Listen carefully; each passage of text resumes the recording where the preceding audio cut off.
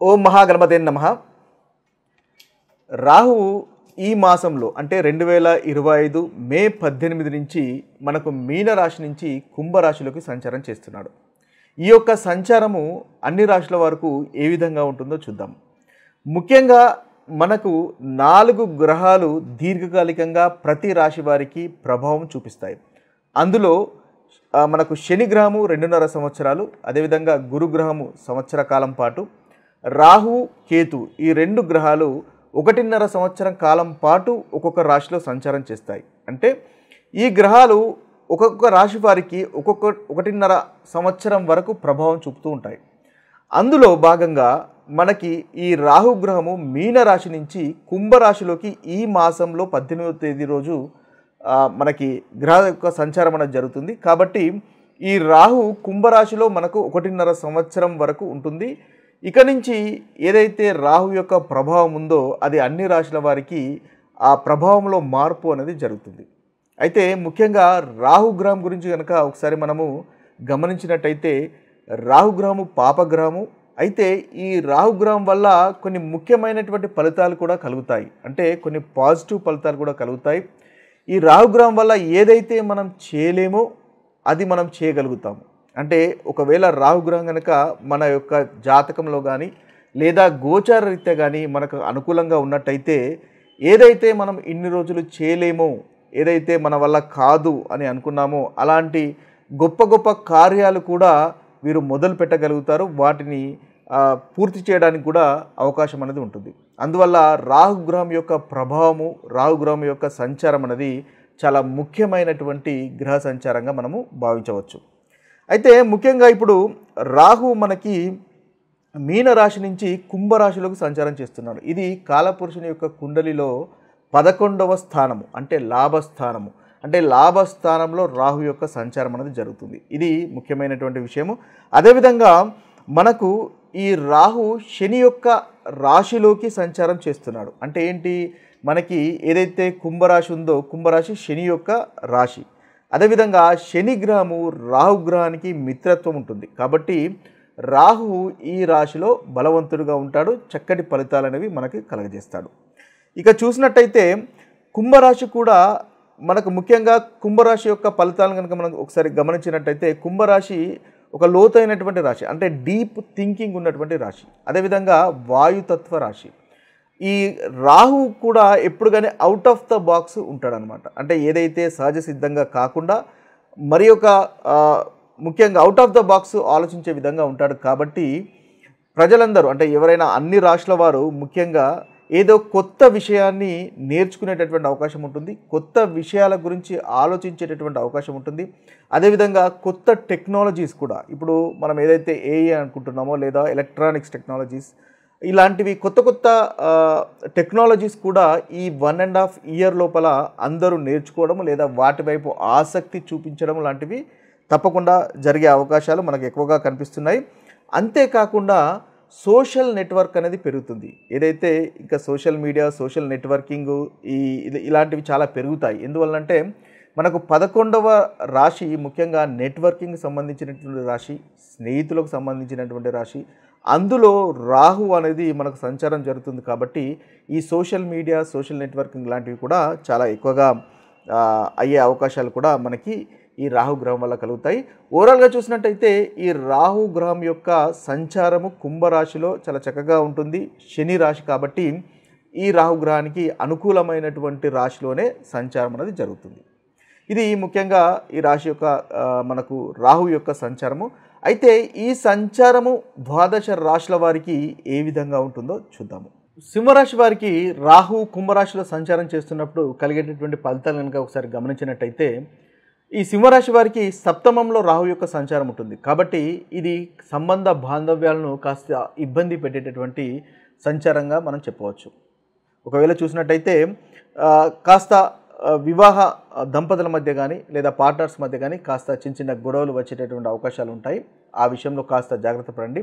అయితే ఈ సప్తమ స్థానంలో రాహు యొక్క సంచారం అనేది కొత్త పార్ట్నర్స్ కూడా కలిసేటటువంటి అవకాశాలు ఉంటాయి. అదేవిధంగా నూతన బంధాలు ఏర్పడతాయి. అయితే ఉన్న బంధాల్లో మాత్రం కాస్త చిన్న చిన్న ఇబ్బందులు కలిగేటటువంటి అవకాశాలు కూడా కనిపిస్తాయి.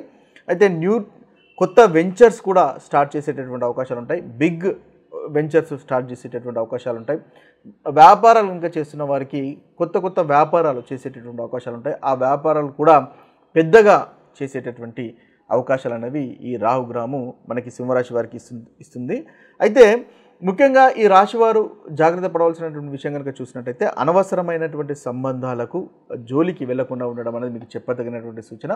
మీ పార్ట్నర్స్ కూడా ఎన్నుకునేటప్పుడు జాగ్రత్తగా ఎన్నుకోండి. ఎందువల్లంటే రాహు సప్తమంలో ఉంటుంది కాబట్టి కాస్త ఈ పార్ట్నర్స్ విషయంలో మీరు తొందరపాటు నిర్ణయాలు తీసుకోవడం వల్ల ఇబ్బంది పడేటటువంటి అవకాశాలు కనిపిస్తాయి. కాబట్టి ఆ విషయంలో కాస్త జాగ్రత్తగా ఉండండి. అయితే రాహుగ్రహము మీకు 11వ స్థానం పైన దృష్టి ఉంటుంది కాబట్టి తప్పకుండా ధనలాభం అనేది సింహరాశి వారికి కలుగుతుంది. అదేవిధంగా కాస్త కాన్ఫ్లిక్ట్స్ కూడా క్రియేట్ చేసేటటువంటి అవకాశాలు మనకు అధికంగా ఉన్నాయి. ముఖ్యంగా ఫ్రెండ్స్ మధ్య, నెట్వర్కింగ్ మధ్య, సోషల్ నెట్వర్కింగ్ వల్ల మీకు పరిచయాల వస్తువుల మధ్య కాస్త ఇబ్బందికరమైనటువంటి వాతావరణము నెలకొల్పేటటువంటి అవకాశం అనేది మనకు ఈ రాహుగ్రహము 11వ స్థానం పైన దృష్టి పెట్టడం వల్ల కలిగే అవకాశాలు కనిపిస్తున్నాయి. కాబట్టి ఆ విషయాల్లో కాస్త జాగ్రత్త పడండి. ఓవరాల్గా చూసినట్టయితే మీరు కొత్త ముఖ్యమైనటువంటి వెంచర్స్ స్టార్ట్ చేసే అవకాశాలు ఉన్నాయి. కొత్త బిజినెస్లు స్టార్ట్ చేసే అవకాశాలు ఉన్నాయి. వాటిలో సక్సెస్ఫుల్గా ఉంటుంది. అయితే పార్ట్నర్స్ ఎన్నుకునేటప్పుడు మాత్రం కాస్త జాగ్రత్తగా ఉండండి. ఇది స్థూలంగా మనకి సింహరాశి వారికి ఈ రాహుగ్రహం వల్ల కలిగేటటువంటి ఫలితాలు. అయితే ఈ రాహుగ్రహం వల్ల కలిగేటటువంటి ప్రతికూలమైనటువంటి ఫలితాలు తొలగిపోయి అనుకూలమైనటువంటి ఫలితాలు కలగడానికి ఎటువంటి రెమెడీస్ చేసుకోవడం వల్ల మనకు ఈ ప్రతికూలమైనటువంటి ఫలితాలు తొలగిపోతాయో ఒకసారి చూసినట్టయితే, ముఖ్యంగా గోమాతకి గడ్డిని తినిపించడం వల్ల, అంటే గ్రీన్ గ్రాస్ తినిపించడం వల్ల ఈ రాహు వల్ల కలిగేటటువంటి ఫలితాలు మనకు ప్రతికూలమైనటువంటి ఫలితాలు తొలగిపోతాయి. అంటే గోమాత సేవ చేయడం వల్ల మనకు రాహు వల్ల కలిగేటటువంటి ప్రతికూలమైనటువంటి ఫలితాలు తొలగిపోతాయి. ఇక చూసినట్టయితే నల్లని బ్లాంకెట్స్ మనము బీదలకు దానం చేయడం వల్ల కూడా మనకు రాహుగ్రహం వల్ల కలిగేటటువంటి ఫలితాలు, ఏదైతే చెడు మనకు ఫలితాలు అనేవి తొలగిపోయేటటువంటి అవకాశాలు ఉంటాయి. విద్యార్థులు ముఖ్యంగా ఈ రాహుగ్రహం వల్ల కలిగేటటువంటి ప్రతికూలమైనటువంటి ఫలితాలు తొలగిపోయి అనుకూలమైనటువంటి ఫలితాలు కలగడానికి ముఖ్యంగా ఎవరైతే నీడీ పీపుల్ ఉంటారో, అంటే అవసరమైనటువంటి వారికి ఈ విద్యకు సంబంధించినటువంటి వస్తువులు, అంటే ఏదైనా పుస్తకాలు కానీ, పెన్నులు కానీ, పెన్సిల్ కానీ అలాంటివి దానం చేయడం వల్ల కూడా మనకు రాహుగ్రహం వల్ల కలిగేటటువంటి ప్రతికూలమైనటువంటి ఫలితాలు తొలగిపోతాయి. ఇంకా చూసినట్టయితే ముఖ్యంగా ఈ రాహుగ్రహ బీజ మంత్రము మనము 108 సార్లు కనుక ప్రతిరోజు పఠించినట్టయితే ఏదైతే మనకు రాహుగ్రహం వల్ల కలిగేటటువంటి ప్రతికూలమైనటువంటి ఫలితాలు ఉన్నాయో ఆ ప్రతికూలమైనటువంటి ఫలితాలు తొలగిపోతాయి. ఆ బీజ మంత్రం కనుక మనం చూసినట్లయితే ఓం భ్రాం భ్రీం భ్రౌం సహ రాహవేన్ నమః అనేటటువంటి బీజ మంత్రము 108 సార్లు మనకు సూర్యాస్తమయం తరువాత కనుక పఠించినట్టయితే చాలా చక్కటి ఫలితాలు కలుగుతాయి. దీని ద్వారా రాహు వల్ల కలిగేటటువంటి చెడు ఫలితాలు తొలగిపోయే అవకాశాలు ఉంటాయి. అయితే ఉపవాసాలు ఉండేవారు కూడా ముఖ్యంగా మనము ఆదివారం కనుక ఉపవాసం చేసినట్టయితే వీరికి రాహుగ్రహం వల్ల కలిగేటటువంటి ప్రతికూలమైనటువంటి ఫలితాలు తొలగించుకోవచ్చు.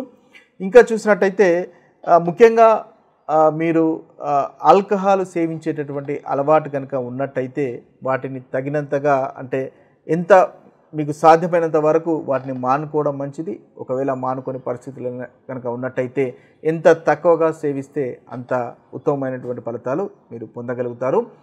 ఇవి స్థూలంగా మనము ఏదైతే రాహుగ్రహం వల్ల కలిగేటటువంటి ప్రతికూలమైనటువంటి ఫలితాలు తొలగిపోయి అనుకూలమైనటువంటి ఫలితాలు కలగడానికి చేసుకోవాల్సినటువంటి పరిహారాలు.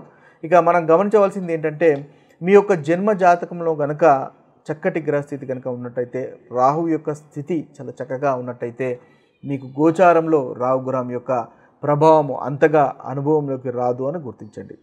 ఇవి స్థూలంగా మనకి రాహుగ్రహం యొక్క కుంభరాశిలో సంచారం చేయడం వల్ల కలిగేటటువంటి ఫలితాలు.